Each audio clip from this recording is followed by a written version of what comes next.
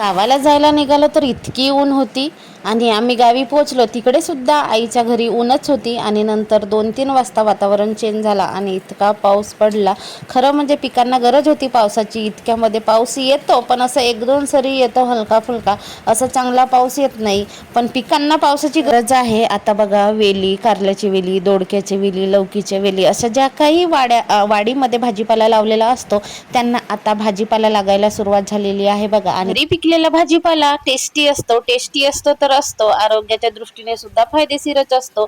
खताचा वापर नसतो त्याच्यामुळे आल्या आल्या रुद्रांस तर झाला बिजी. आपले वेगवेगळे काय काय काढतो आणि खेळत बसतो आणि तो गेल्यानंतर ना यांना त्या वस्तू शोधायला इतका बराच वेळ लागतो. हा कुठे ठेवतो काय करतो मग ते शोधतच बसतात.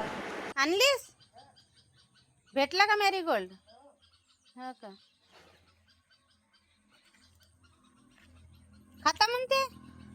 कडे गेलो आणि रुद्रांशच्या आवडीचा काही पदार्थ बनवणार नाही असं तर होतच नाही. तर रुद्रांशच्या आवडीचा शेव बनवला. भाजी बनवायच्या कढईमध्येच आधी शेव बनवल्यानंतर मी त्याच कढईमध्ये भाजी बनवली.